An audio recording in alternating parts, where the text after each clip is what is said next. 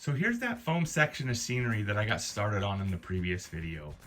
I used an old handsaw that I had to do a little bit more shaping, to just refine it and get rid of the big flat spots. I had a big flat spot right in this area, and then over here as well, and then up along the top of the plateau. So I did a little bit more rough shaping with the old handsaw that I had, and then I used the utility knife and a putty knife to go through and do the rock carving to kind of blend everything back together. Overall, I'm really pleased with this effect right now. So I'll show you what I've been working on since I finished this up.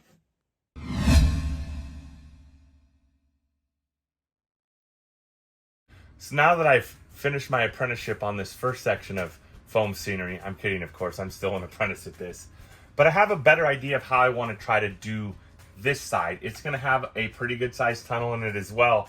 So the first thing I did is I took a pencil and I kind of scribed in where I wanted the face of the rock work. Then what I did is I worked to transfer that to a piece of 1/4-inch foam board, and I laid that in place and kind of refined that a little bit and got it to where it fits the space that I need. Once I had a template, I worked to transfer this to some 2-inch foam insulation board. Let me show you, like so. And then I used my little bandsaw to cut this out, and I can lay it in here, and that fits pretty well how I wanted it to. So what I think I need to do now is cut a couple more of these to build this elevation up, and I'll take care of that and then I'll come back. So I have all of my foam insulation board cut out for this part of the scenery here. It's just roughed in. I know I got to do some trimming in a few spots. I also got to do all the shaping for the rock work as well. But what I'm going to do at this point is I'm liking the fit. So what I'm going to do is glue this top together as one module like I did on this first piece behind me. And then I'll glue this bottom together as a separate module. And that way I can come back in, set it in place, make some marks, and I can start doing some of that shaping that I was talking about before with an old handsaw, and get that kind of dialed in, and then I can come back and do the rock carving. So I'll show you a little bit of that once I get this glued up. All right, so I got these 2 modules all glued up, and I'll show you how I can just pull it right out, just like I did on the first section of foam scenery. This top piece will come out, and I can take it out to the garage and work to carve it. And then this one just lifts off. Again, I can take it out in the garage and carve it and make that big mess out there. All right, while I have those foam shells out of here, there's a couple things I want to take care of. So I have this piece of foam carved, and I glued it to the backdrop here, but it's going to act kind of as a cleat to support the plateau on the front here. So I'm going to take my 4-foot level, run a line back, and add a cleat back here just to help support that plateau once I put that scenery shell back in here. The other thing I'm going to do is I'll use a black marker, but I got some of this leftover 1/4-inch foam board, and I'm going to glue this to this side of the road bed, because my sub road bed doesn't stick out quite as far here. I need to build it up just a little bit. And then I'm going to put about a 10-inch piece of this black poster board. So when this is all put together and I have a tunnel portal on it and you look in there, it's just a black tunnel. It'll really sell the effect versus seeing any sort of the scenery or anything. And by adding this, I'll take care of any potential clearance issues ahead of time versus finding out about them later.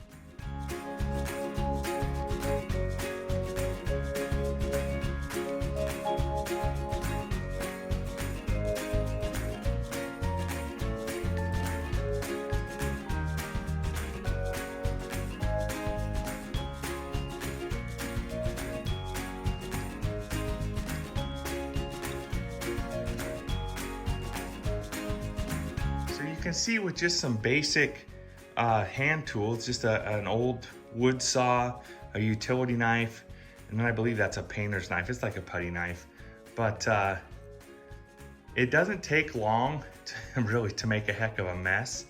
But this is a great technique for mimicking the basalt rock face. This is pretty much what a lot of these look like. Now, I got to go through and do a bunch more work to it, but you get the idea. All right, so I finished up the kind of initial carving on the rock work on the right of the screen and got it put back into place. So now you can see kind of both of these tunnels. This is going to be pretty cool scene once it's all done on the layout, painted up with all the scenery done and the trains kind of weaving in and out of the tunnels. And that's what I was kind of going for. I'm going to fine tune the rock work still. There's a few things I'd like to add in a couple spots I'm just not quite happy with. And then what I'll do is I'll use a little bit of Sculptamold too, and in some of the seams that are a little more noticeable, I'll probably do a little work with some Sculptamold to kind of clean those up a little bit. But I'm going to reset the camera up and I'm going to talk about this area here in the back, and we're going to start working on that next. Okay, so with the two foam kind of mountains mocked up in here, I'm going to start focusing on this center section here. And the story that I'm going to tell is when the railroad came in and put in their track, they blasted through these two vertical walls. This used to be a cove of some kind on the Columbia River, and they took all the spoil from the blasting operations and they built an embankment through here to span this. That's the story I'm going to tell. So I'll build this 2-to-1 embankment on this side using the foam technique, just like I did for this rock work. And then on the back here, I'm going to use foam again up high, and then I'm going to use a hard paper shell kind of technique to model a slide on the lower half, and we'll see how that comes together. All right, so I got my piece of embankment in here. Here it is, just hollow on the back side. It's like a 2-to-1, so that'll just set in here for now, and then ultimately I can use some Sculptamold to seal it up, all the little cracks and crevices, and then I'll cover this with some stone to represent riprap, which what would be used to armor an embankment like this along the Columbia for sure. So that's done. So now I'll move up here, and what I'll do is I'll use some of that foam core board to make kind of a template, and then I'll transfer that to the foam and then carve that out. All right, guys, so I used the foam core board to make a template, transferred that to 1-inch insulation board, and I got this piece in. I'm going to make a couple more pieces for each side here, and you'll only really see kind of a pie slice of them because I'll do that rigid paper kind of looking scenery in the middle there to make a slide. But I think it'll be a pretty cool effect, but I'll get these cut, and then I'll do the carving on the rock, the initial carving, and then I'll come back. All right, so I have this roughly mocked up. I'll have to refine it for sure. But if you look at the top up here, I took about 1/2 inch out at the very top to try to make it give that illusion that it's deeper, like this goes further back. We'll see if that ends up panning out and working or not. I don't know. But you can see I filled in those two little spots that I talked about earlier on the sides, and then I just took some black poster board and kind of mocked up a real loose looking kind of what I'm thinking with this slide in that area. Okay, so after letting this set, this mock-up that I had in there in the previous shot for about 4 or 5 days, I decided that I really liked the idea that I had. I didn't like the way I executed it in the mock-up. So I made a few changes. So one is I got rid of that kind of horseshoe cut in the top of the rock facade in the back there. I just cut that flush and then brought that up. I can fill these gaps with some Sculptamold once I permanently attach that. And then the other thing that I did is I built I carved some columns out of some of the foam insulation board, and I also did the slide out of some foam insulation board, and that leaves me room to use scenic materials to bring it to life. The columns on both sides are on a 2-inch piece of foam insulation board, and I did the carving around the perimeter, but it gives me an opportunity for another ledge where I can stack scenery material, whether it be some greenery, some shrubs, even some trees to really add more depth to this portion of the layout, this scene. So I'm kind of excited about that.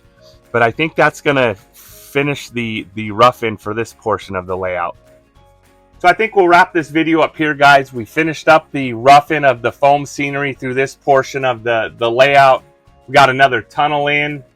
You can see I got trains running.